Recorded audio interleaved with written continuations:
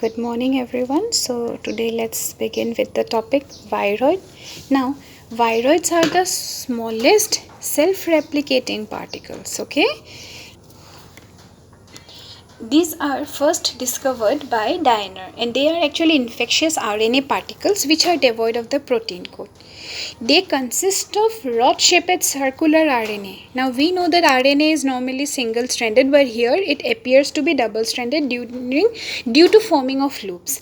Now there are about 250 to 370 nucleotides. Okay. Now these viroids, they do not possess the initiation codon for which they cannot produce the proteins.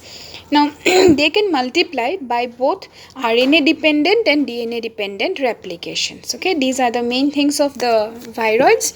Now the first disease to be caused by viroid was studied was the potato spindle tuber, and after that different diseases like tomato bunchy top, chrysanthemum stunt, cucumber pale fruit, citrus exort, etc. were discovered. Now the viroids are important for study because they help in studying the different type of diseases. We can study about the different types of diseases that are caused. Okay, now here, and the mode of replication is strictly either DNA dependent replication or RNA dependent replication. Next is the prions. The prions are the non-nucleic infectious entities. Okay, and they are formed by modification of the neuronal proteins. The normal neuronal proteins, they undergo multiplication, they convert into prions and just change the three-dimensional configuration. They actually accumulate and cause the degeneration of the neuronal tissues and causes diseases like mad cow disease, scapie of C-shape, Kuru, etc.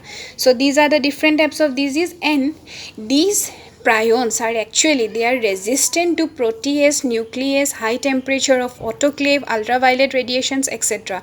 for which actually they are not curable because they are already resistant, isn't it? So there is no any method for curing them. But in case of fungi, actually they act as defensive mechanism. That means they defensive against toxins, antibiotics, nutrient deficiencies, etc. Now next topic is lichen. Lichen means it is a symbiotic or mutual association between algae and fungi. The algal partner is called phycobiont and the fungal partner is called mycobiont. Algae, phycobiont may be either green algae or blue-green algae, and phycobiont may be either Ascomycetes, Basidiomycetes or Deuteromycetes. Now as we know that algae possesses chlorophyll, so it can prepare their food and can provide the essential nutrients.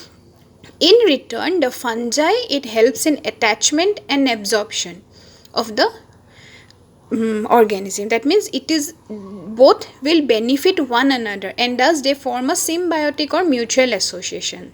So in other words, we can say that a symbiotic association between algae and fungi is called lichen. Now based on the different types of mycobiont partner, it can be divided as ascolichen, basidiolichen or deuterolichen. Now based on their morphology, the lichens can be of the different types. First is the leprous lichen. That means they are very small scale-like and are completely attached to the substratum. Crustose. Crustose lichen, they are crust-like. They are closely attached to the substratum by one or few points. Foliose lichen. They appear like twisted leaf, okay, and are attached to the substratum. Fruticose lichen. They are branched, erect or pendulous and they are attached with the help of a disc.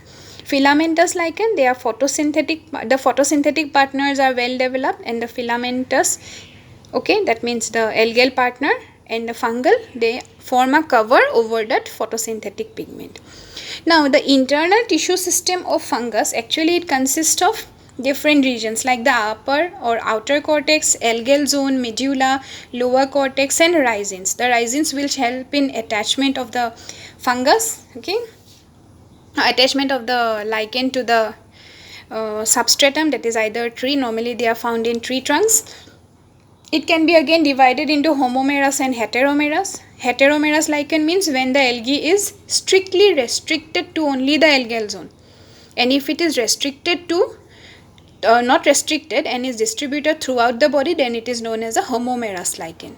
In lichen, the reserve food is lichen in. Okay, these are small things which are you have to memorize it and remember them. Okay, now both the partners, they are together present, forming a symbiotic association, which is very much essential for them to survive. Okay, their reproduction takes place by progressive death and decay. That means the older parts will die and new parts will develop. By fragmentation, formation of Isidia and Soredia. These are spores which will fall on suitable substratum under suitable conditions and will develop into new lichen thallus. Okay, so these are the main important points regarding lichen. Next we come to the topic mycorrhiza. Mycorrhiza means an association between fungi and roots of higher plant. Here also what happened? The higher plant's roots, in these the fungi gets inside them the cortical portion and forms an association in which both are benefited. That is known as mycorrhiza. Now mycorrhiza can be divided into two types, ectomycorrhiza and endomycorrhiza.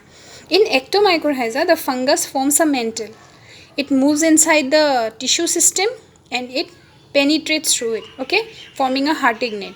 And in endomycorrhiza, actually the mantle is not formed, it remains intra and extracellularly within the tissue system and without forming any net-like structures.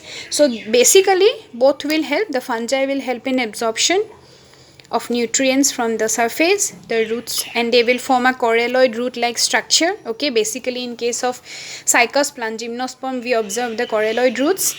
Then roots of higher plants, that is the plants will perform photosynthesis, help in food production.